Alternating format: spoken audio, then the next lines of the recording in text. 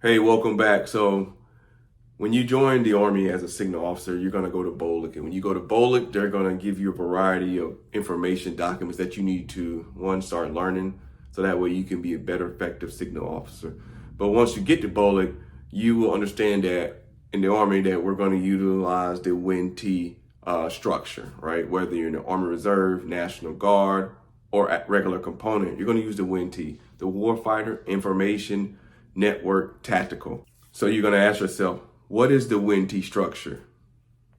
The WIN-T structure is a three-tiered communications network, right? So it serves as a space, terrestrial, and airborne asset, which provide the Army with high speed and high capabilities for tactical communications network. So how is the WIN-T leveraged?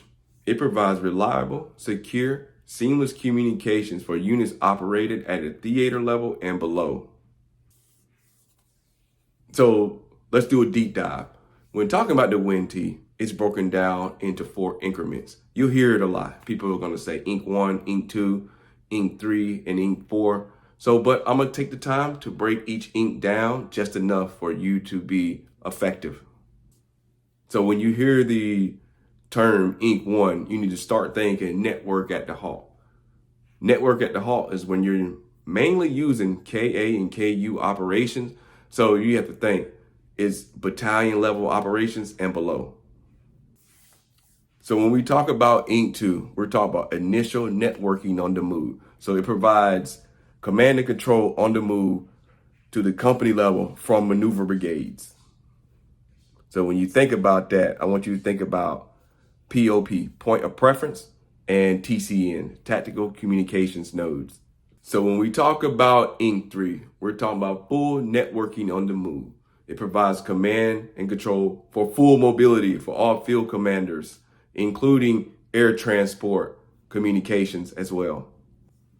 Lastly, when we talk about Inc. 4, it is protected satellites communications on the move. It includes protection of next generation communications equipment that will enable us in any type of conflict in the future. As a junior signal officer, you have to ask yourself, how will you increase your commander's warfighting capabilities? Commanders at the theater level and below will use the WIN-T structure to enable communications. Lastly, so we're going to sum it all up. So when you think about Inc. 1, you're thinking about JNN and CPN and STT operation for battalion and the company level operations. But when you move over to Inc. 2, you're thinking about more of a division level operations. You're going to use those TCNs and communications networking on the move. But when you think about Inc. 3 and Inc. 4, you're going to have that full scale networking on the move where you're going to have other host nations or other joint operations integrated into one comms package to complete the mission. I wanted to say thank you for watching the video about the WIN-T structure. I know there's some information I didn't include, but I did that on purpose because the video will be too long. But this will prompt you, young signal officers like myself, to continue to get in the books and continue to study to understand what type of structure that we're supporting.